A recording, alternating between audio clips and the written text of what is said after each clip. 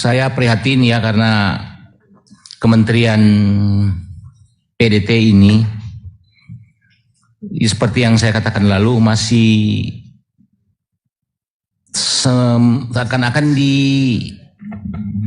dalam penganggaran itu masih disisihkan begitu. Ini anggaran kurang lebih 3 triliun ini Pak. Banyak sekali masukan-masukan dari kepala desa ya tentang bagaimana mengangkat desa mereka. Syukur, mudah-mudahan komitmen Kementerian PUPR ya lewat yang kami perjuangkan, mudah-mudahan ada hal-hal yang bisa kami bawa ke desa. Ingatkan lagi bahwa negara kita ini masih sebagian besar di desa, tapi anggarannya sangat sedikit sekali.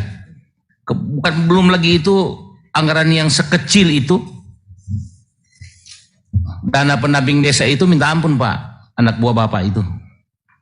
Dia ambil anggaran besar sekali, seperti tahun yang kemarin itu hampir 50% dia ambil. Di desa saya ada kepala desa itu sampai masuk penjara karena mengelola dana desa.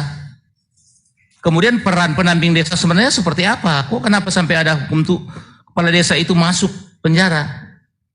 Jadi dipikirkan lagi sumber daya dari pendamping desa ini yang memakan anggaran kurang lebih 50% di kementerian Bapak. Karena pendamping di desa, kecamatan, di kabupaten aja koordinasi dengan kita saja anggota Komisi 5 susah. Padahal fungsi pengawasan kita itu harusnya jalan bagi mereka itu. Sehingga teman-teman yang dalam pertemuan beberapa hari yang lalu ada yang mengusulkan, kalau begitu kita evaluasi pendamping desa ini tidak ada lagi untuk tahun berikutnya. Kemudian kedua, saya juga sudah sampaikan ini Pak.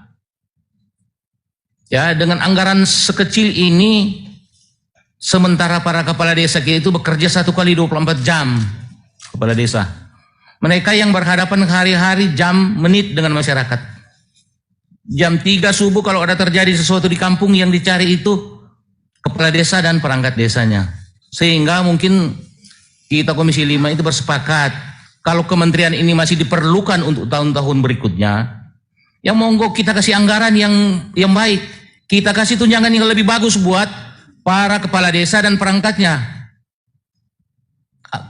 Kalau APBN ini untuk bangsa dan negara ini, kenapa kita sulit mau mengangkat? Karena saya katakan kerja mereka itu 1 kali 24 jam berhadapan langsung dengan masyarakat. Ini mungkin yang saya akan kita perjuangkan.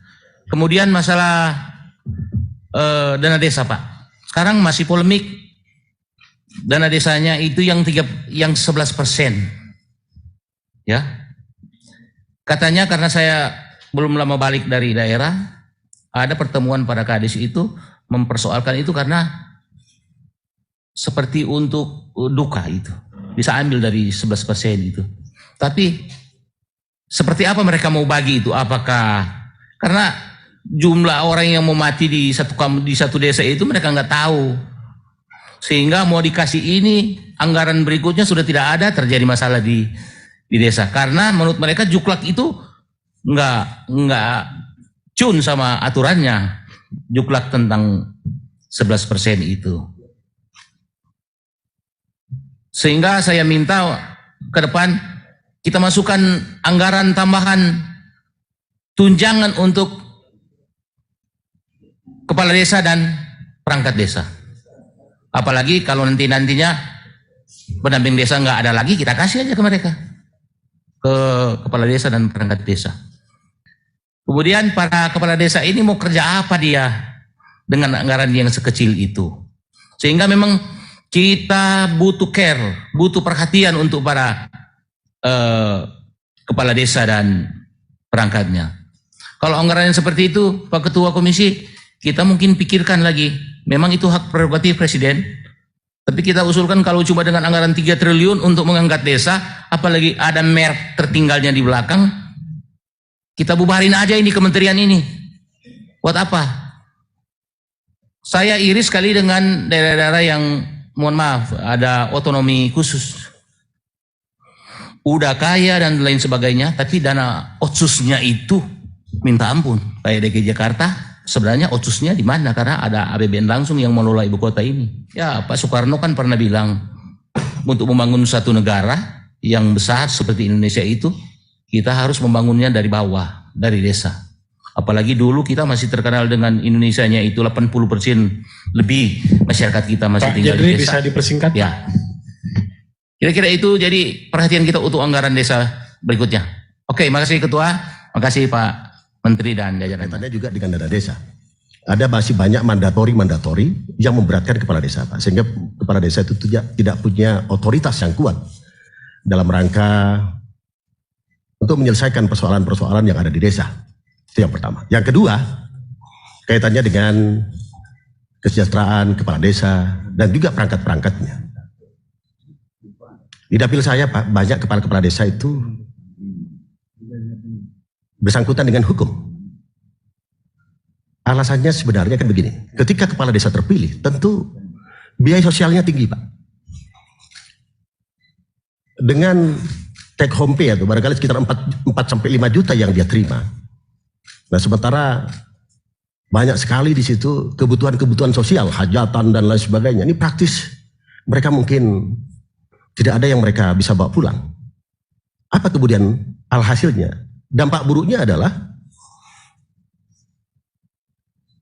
mungkin dengan dana desa ini digunakan untuk hal-hal yang tidak semestinya. Artinya ada penyimpangan-penyimpangan dalam rangka untuk memenuhi kebutuhan-kebutuhan sosialnya. Nah, kiranya ini harus dievaluasi, Pak. Ya, harus dievaluasi. Saya sepakat dengan teman tadi bahwa tentang tunjangan terhadap perangkat desa dan kepala desanya itu ditingkatkan, Pak.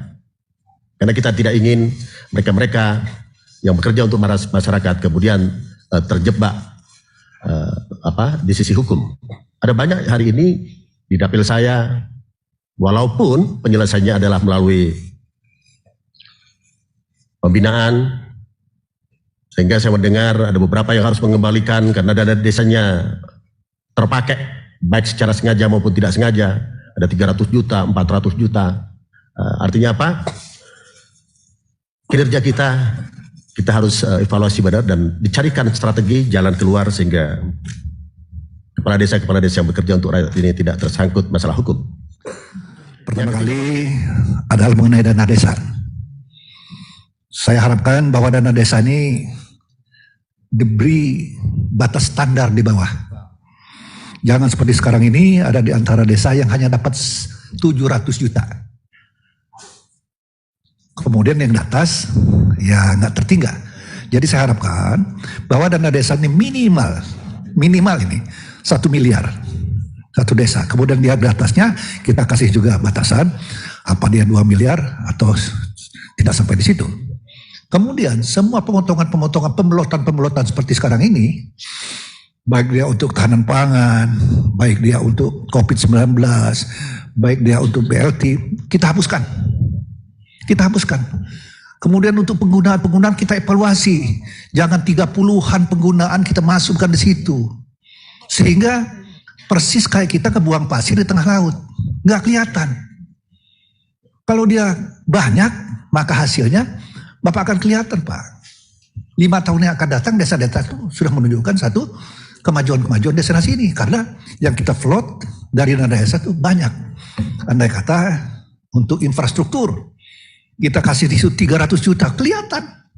Tapi kalau kita kasih hanya 100 juta, apa manfaat 100 juta? Nah ini nggak salah, Pak. Kalau kita adakan evaluasi kembali, apa-apa penggunaannya ini yang strategis untuk kemajuan desa-desa kita.